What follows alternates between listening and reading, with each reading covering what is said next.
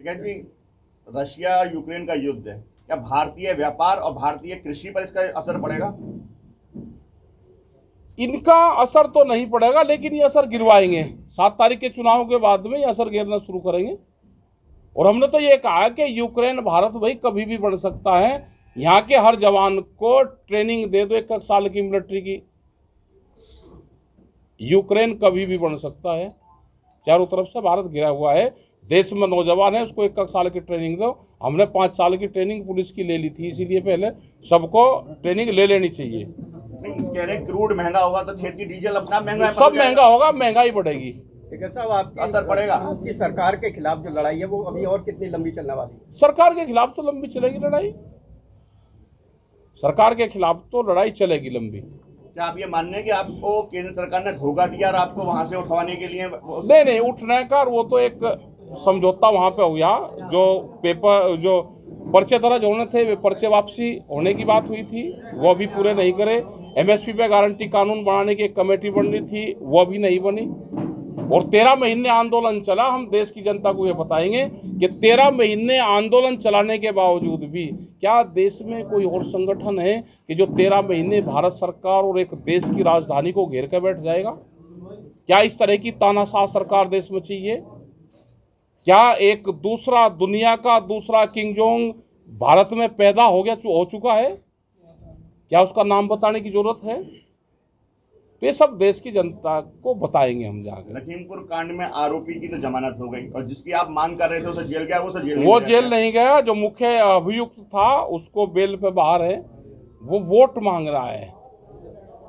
क्या इसी तरह की व्यवस्था चाहिए? जो टैंक और जो जेसीबी कहे बताते हैं कि सरकार की जेसीबी है, जो वोट नहीं देगा उसको डराने का काम कर रहे हैं। जिला पंचायत में यह हुआ कि कैंडिडेट ने वोट नहीं दी, मेंबर ने, तो उसका घर गिरवाना, या तो आ जाओ नहीं तो पर्चे दर्ज है। क्या जो ईडी है, क्या ये थाने हैं, ये इनके सेहत पर काम कर रहे हैं? क्या उनकी अपनी कोई सोच नहीं रही है?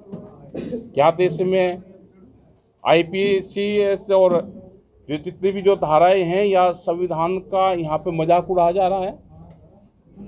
लेकिन साहब 10 तारीख के बाद कोई कह रहा है गर्मी निकाल दी जाएगी, कोई कह रहा है चर्बी उतार दी जाएगी। इस तरह की इस तरह की जो भाषाएं का इस्तेमाल हो रहा है, तो किसी उसको जो उच्च पद पर बैठे हुए हैं उनको शोभा नहीं देता। तो इनमें फिर उनमें कोई फर्क नहीं रहा। ये सरकारी गुंडागर्दी है और सरकारी गुंडागर्दी देश में नहीं चलेगी। क्या आपको ऐसा लगता है कि चुनाव के बाद में आपकी भी घेराबंदी सरकार कर सकती है? और कर लो घेराबंदी। आंदोलन वालों की तो घेराबंदी नहीं होगी तो आंदोलन कहीं का? आंदोलन वालों की तो घेराबंदी होनी चाहिए। एक मुद्दा पलायन का छाया रहा है पूरे चुनावों में, योगी वो पलायन बंद होगा, क्या है पलायन का इशू चला ही नहीं। वो वहां से कराने से और वहां से चलता है मुजफ्फरनगर से। जिन स्टेडियम में ये मैच होते थे वहां की जनता ने वो स्टेडियम तोड़ दिए। लेकिन उन्होंने ये देश में जहां कारोबार हो रहा है, ये सरकार ऐसी है उन कारोबारों को खत्म करती है।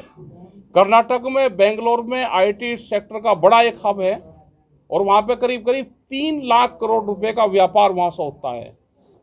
वहां पे कई लाख बच्चे वहां पे नौकरी करते हैं। वहां पे वो स्टेट बहुत बढ़िया उससे चल रहा है। सब लोग मिलजुल कर वहां पर रहते हैं, बड़ा वहां पे व्यापार करते हैं। लेकिन एक हिजाब का इशू छोड़ के उस पूरे स्टेट को बर्बाद करने की साजिश रची गई है। क्या बच्चे वे बेरोजगार होंगे? क्या जो आपस में तालमेल है उसको जोड़ने में कितना